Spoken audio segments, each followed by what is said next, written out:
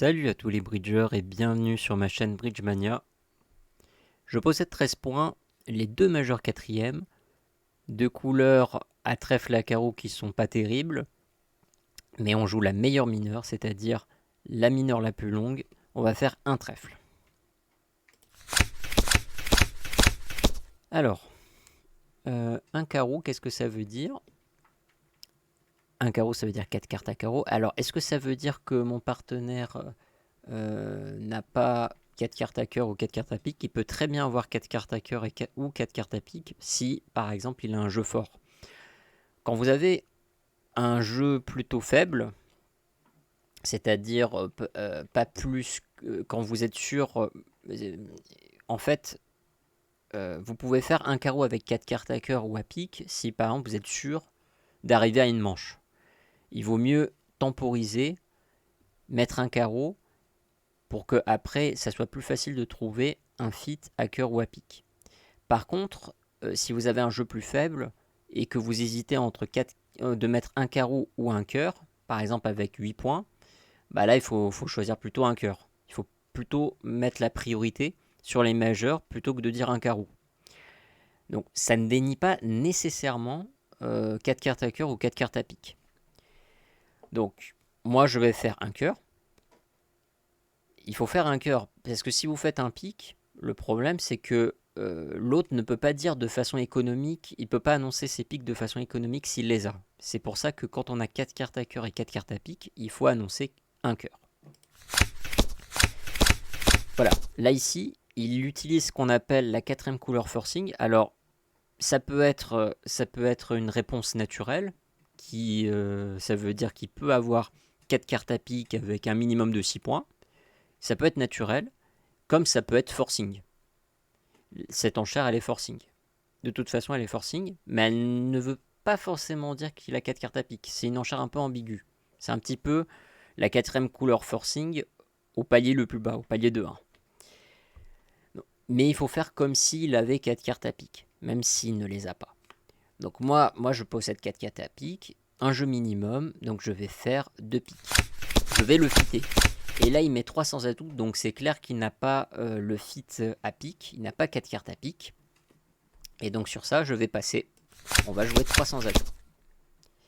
Et c'est parti. Entame du 2 de trèfle. Ok, donc 2 de trèfle.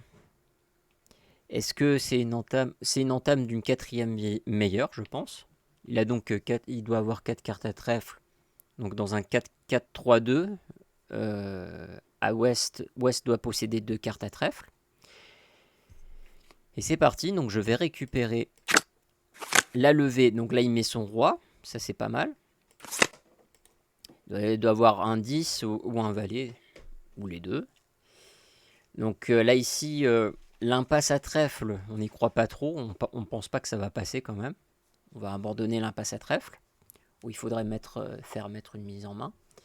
Alors, est-ce qu'il faudrait faire, si on voudrait faire l'impasse à pique, l'impasse implicite, c'est-à-dire que là, moi j'appelle ça l'impasse en chantage, ça veut dire que si je fais par exemple petit vers la dame, et qui met son as, je vais pouvoir faire deux levées, la dame et le roi. Alors pourquoi dans ce sens-là? Parce que ça me permet de ne pas avoir forcément la couleur bloquée. Enfin, je préfère le faire dans ce sens-là.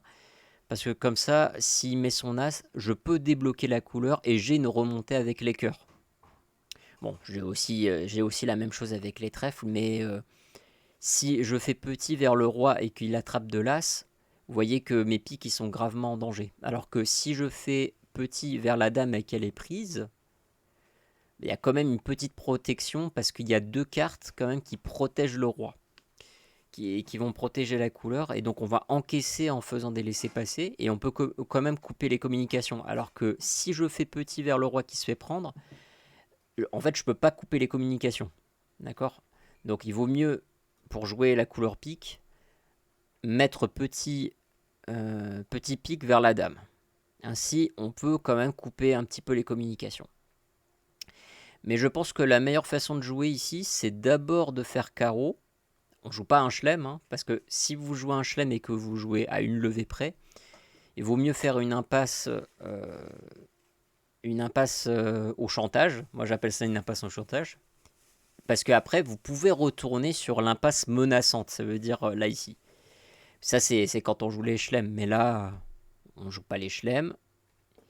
Donc, on va remonter ici. Et on va tenter l'impasse à carreau. C'est mieux de tenter l'impasse à carreau plutôt que de tirer As, Roi, Dame. Donc, je tente l'impasse à carreau. Alors, dans le cas le plus absolu, il aurait fallu tirer l'As de carreau. Bon, on va imaginer quand même que le valet de carreau n'est pas sec. On va imaginer que cette hypothèse est quand même plausible. Très, très probable que le valet de carreau ne soit pas sec. Ainsi, je vais faire l'impasse. Ça a fonctionné. Ok, donc le valet de carreau est ici. Maintenant, je vais faire l'impasse sur l'As de pique. Alors trèfle, ça m'intéresse pas puisque je sais qu'ils vont pouvoir... Parce que forcément, comme il a entamé d'une quatrième meilleure, il a forcément un value indice. Ça m'intéresse pas de tirer moi-même, de faire moi-même cette impasse. En fait, je sais que l'impasse ne va pas marcher. Donc je remonte avec le valet de cœur. Et maintenant, je fais l'impasse de ce côté-là. Pour les raisons que je vous avais citées tout à l'heure, pour les laisser passer, tout ça. Ok, ça a l'air que West, il a aussi l'As. Bon, voilà, il reste plus grand-chose à faire. Hein. Il reste plus grand-chose à faire.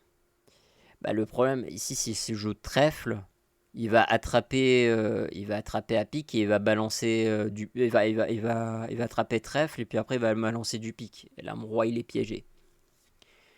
Donc, je vais juste encaisser maintenant mes levées. Le roi, la dame. Je défausse mon set de pique qui va servir à rien. Ok. Là, je fais juste qu'encaisser mes levées.